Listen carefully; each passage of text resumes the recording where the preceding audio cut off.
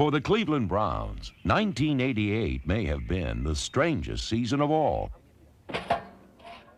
Began with the bright promise of summer and ended on a dark December afternoon. It was a season of unprecedented injuries to key personnel, especially quarterbacks. It was a season when the offense sputtered and stalled, committing turnovers on the first possession in 8 different games. It was a season of spotty special teams performance. 5 kicks were blocked, 2 of them led directly to defeat.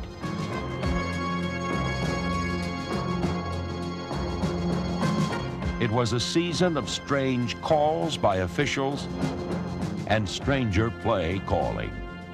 Snap is good, and here's a fake. Runninger throws to Barr. Barr's in trouble on the left side and buried back at the 34-yard line.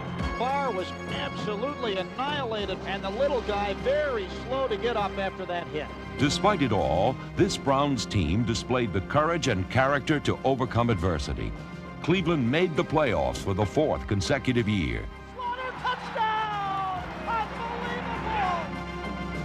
1988 was a season of great expectations, shattered by some of the strangest events in the history of the Browns.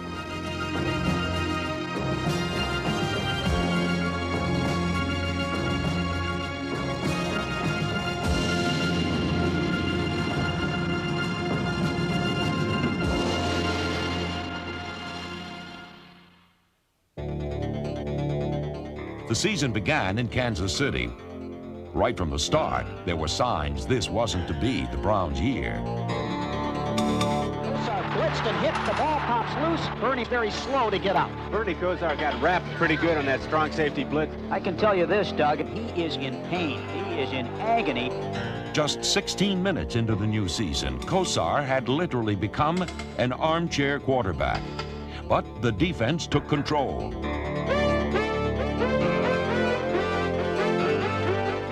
29 seconds to go. Snap good, hold good. Barr's kick is on the way, and it is good. Matt Barr down. Was labeled as soon as he kicked the football, and he is injured at the... The opening win exacted a high price. 6 key players, 5 of them Pro Bowlers, were hurt. The next week, with Kosar sidelined, Gary Danielson started the game. Incredibly, the quarterback carnage continued as the Jets, employing changing fronts and blitzing cornerbacks, knocked Danielson out of the game. Danielson's fractured left ankle ended his season for the 2nd straight year, and the quarterback shuffle played on. This time with 3rd stringer Mike Pagel calling the tunes. But it was Bud Carson's swarming Jet defense that set the tempo.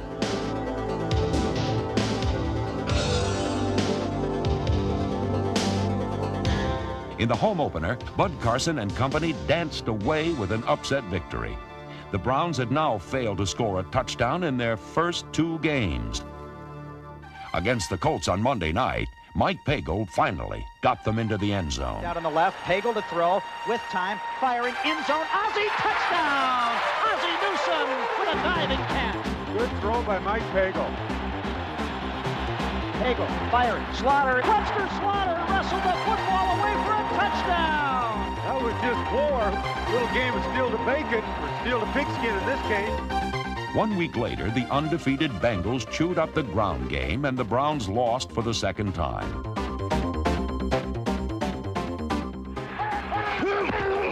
But the defense continued to stand out.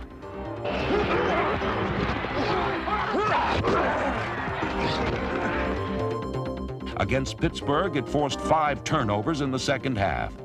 Intercepted by Brian Washington at the 30. And didn't permit a touchdown for the 3rd time in 5 games. 35, 30 in the 20. Washington to the 15, to the 10. He's going to score!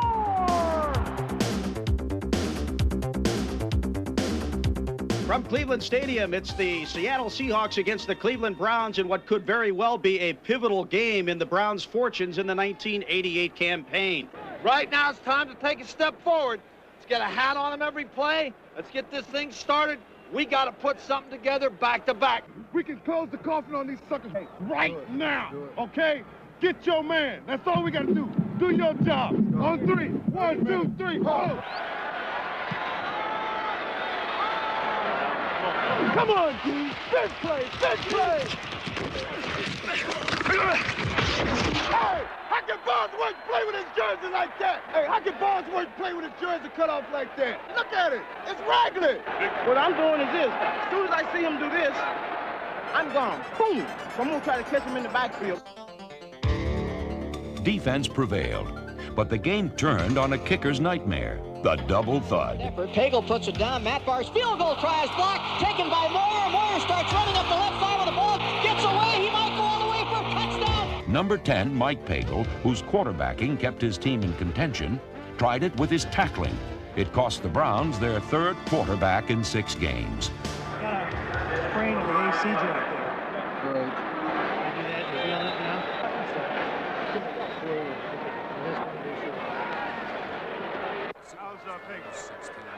Pretty sure. I hate to hear that about quarterback. I understand 5 went down today. Huh?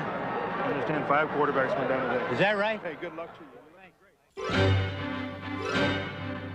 With a cheat sheet rigged to his left wristband, Don Strock became the 4th quarterback in 7 games. The Browns had gone from the youngest to the oldest starter in the league. Strock backs up. He is floating it. He has Slaughter. He has a touchdown. While the attack was paced by Strock, Cleveland's top-ranked defense consistently confused one of the league's newer stars. Cunningham, 3rd and Shaker Heights, 3rd and 19. The Browns allowed only 18 second-half yards and racked up 9 Cunningham sacks. Cunningham being hit. They get him again. Another sack. McMaster, come on now. Come on, flag. Let's see it, baby. Will Hill was in there. And Charles Buchanan was in there, too. Got a sack, number 9. I'm impressed with this Cleveland Browns team. You have to be. They are strong. You can see why a lot of people were picking the Cleveland Browns to make it to the Super Bowl. The Browns impressed the Eagles and their announcers. Best of all, number 19 was ready to return. In the sun-drenched sweatbox of Sun Devil Stadium, field temperatures reached 115 degrees. But Bernie Kosar had the hottest hand. Ready to throw. Chased out of the pocket. Rolling right. Still rolling right. Fires on the run. It is a touchdown to Ricky Bolden on a tackle eligible. And Doug Deacon is going to faint. Oh, well, the only thing about Ricky Bolden is that's a target you couldn't miss. Kosar to throw, 2nd and 3, blitzed, firing, end zone, great catch for a touchdown by Reggie Langhorne! A marvelous catch! Well, he used all of his body to get that ball. In his first game since opening day, Bernie Kosar raised the performance level of everyone around him, hitting 10 different receivers for 314 yards and 3 touchdowns.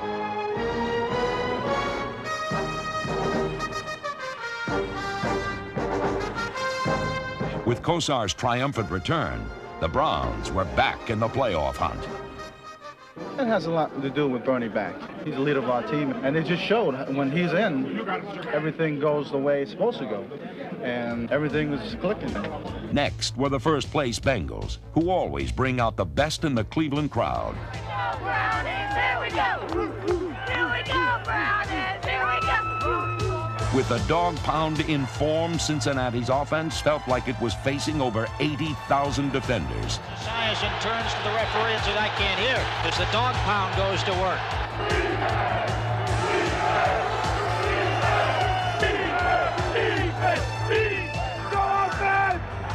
And they never get this play off.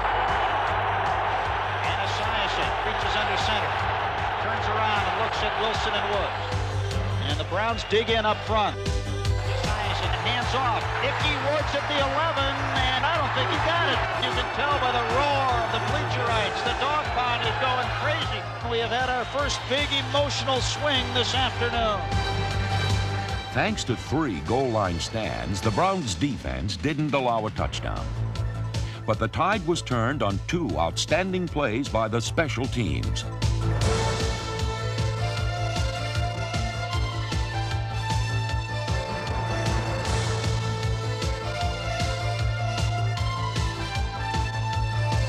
with an 84-yard kickoff return, then a touchdown recovery of a block kick.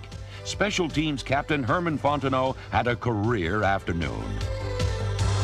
By Frank Minifield, rolling loose, Herbert Fontenot picks it up for a touchdown! With its third straight win, Cleveland pulled to within one game of division-leading Cincinnati.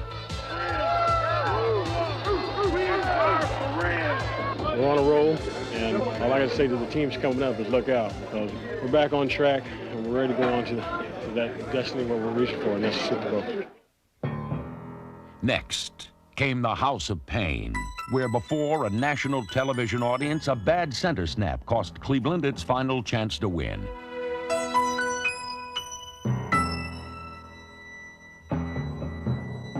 But the disaster in the Astrodome was mild compared to 6 days later, when the team reached a new low in Mile High Stadium.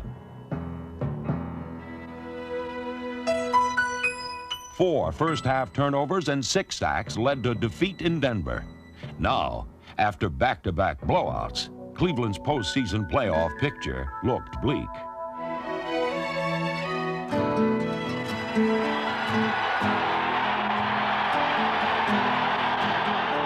Back home against the Steelers, the Browns bounced back. Leg it low, baby, leg it low, leg it low. The catalyst was the longest pass play in 16 years. Goes to the right side, caught by Langhorne, breaks away at the 35, hit at the 40, breaks away again at the 50. The foot race is on.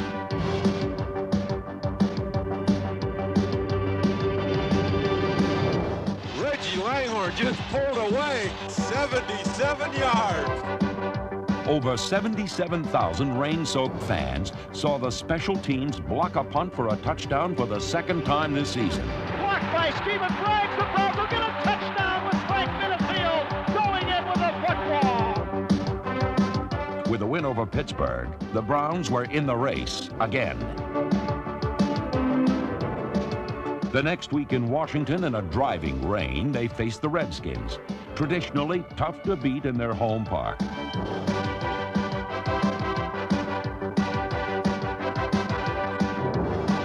Under tremendous pressure all day, Kosar consistently beat the blitz with short drops and sidearm passes that found Brian Brennan in stride.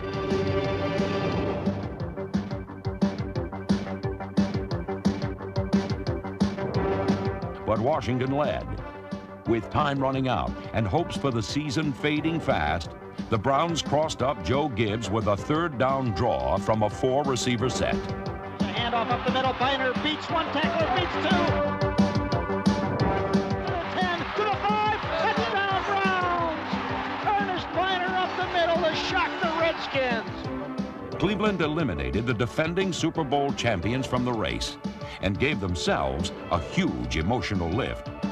They drew closer to their goal, an invitation to the postseason tournament for the 4th consecutive year.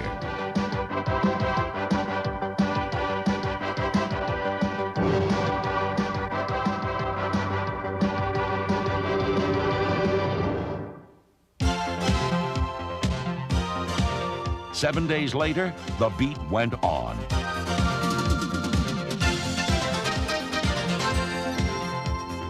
Kosar burned Cowboy blitzes for 3 touchdowns, including a one-handed circus catch by Clarence Weathers. Firing for all of it, Weathers open, has the football, touchdown! What a catch, one-handed.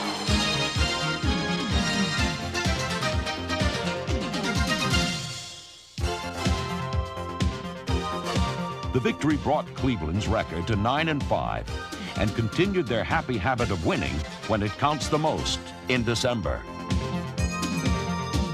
Unfortunately, the Dallas victory was followed by a Monday night in Miami where the team lost an aerial shootout to the Dolphins.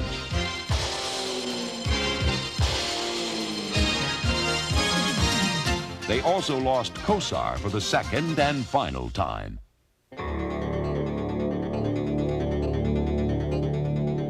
Don Strock came in to haunt his former teammates. Little alley-oop for Langhorne, touchdown Browns! Down Strock on the money. I'm sure he enjoyed that one. Strock backpedaling. Sideline pattern. Reggie Langhorne inside the orange pylon, and the Browns have staged a remarkable comeback. Strock's brilliant relief couldn't overcome Miami. the Browns' season was down to the final week. From frosty Cleveland Stadium, welcome to the regular season finale between the Cleveland Browns and the Houston Oilers. Win or else. It has finally come down to a must-win situation. Either the Browns defeat the Oilers today or their season has come to an end. With All-Pros Kosar, Mack, and Dixon injured, it was up to Strock to keep playoff hopes alive. But the 38-year-old graybeard acted his age with 3 first-quarter interceptions as each defense traded knockout punches. And it's right into the arms of Bryant, his second interception at the 30, the 20, the 15. One man was beat at the 5. Touchdown, Domingo Bryant. Moon back 3-step drop and buried by David Grayson. He fumbles the ball. That was a big league hit. Michael D. Perry has it for a touchdown. The stadium is going berserk. Well, this is the house of decibels today.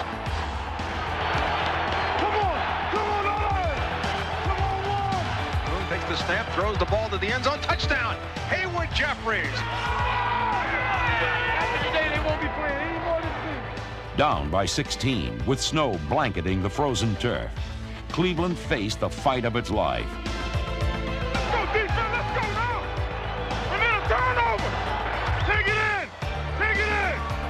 First and goal. They give it to Biner, swinging right side. Goal line, touchdown, Browns. With icy composure, Don Strock brought his team back with the greatest performance of his 16-year career. Let's go, let's go. Let's take it from him right now.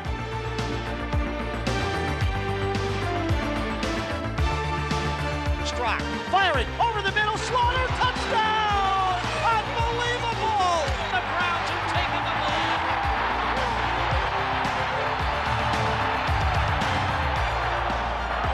They quit now. They quit now. But we got cold. They didn't got cold. They quit. The Browns have staged an incredible comeback from a 23-7 deficit, and they earn the AFC wild card spot and the home field advantage that goes with it. And Jerry Glanville gets to come back to Cleveland next week.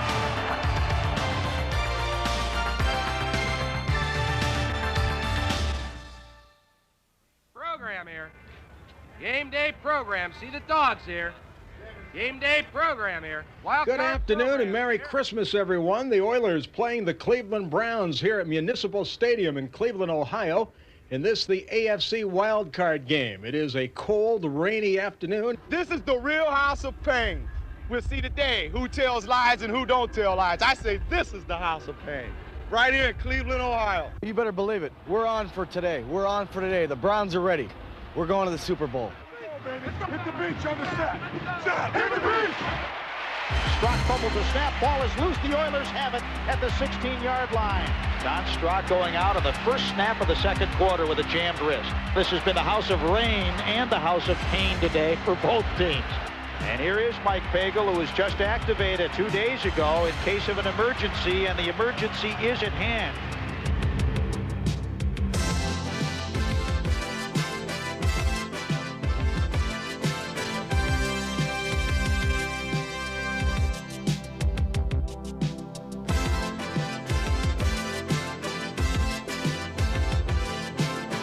Pagel firing deep, right side. Brennan got the ball at the 10-yard line and down. The Mike Pagel was on the money. Long game, baby. A long game. Keep going. Trying to throw. Now chased out of the pocket. Throws on the run. Kicked and intercepted. It is intercepted by Mark Harper to the 30, to the 25. Tackled at the 22-yard line. Well, there is some justice after all. A third interception of Warren Moon. The defense has spoken. Fake handoff, little swing pass, knocked down in the backfield. Is that a lateral? Clay Matthews picks it up and goes into the end zone. They're going to look at this one again. It's a lateral. It should be a touchdown. Strange, strange, strange. Despite 2 controversial calls against them, Cleveland overcame both the officials and the Oilers to take a late third-quarter lead. Go back in the pocket, looking over the middle, firing over the middle. Touchdown, Slaughter! He came wide open on the post pattern. It's deja vu. And the Browns have overcome 8 tons of adversity here to take the lead. But not for long. For the 4th consecutive season, the Browns' defense didn't have it when they needed it most, permitting a lengthy, game-winning drive. It cost Cleveland a playoff game they could have won.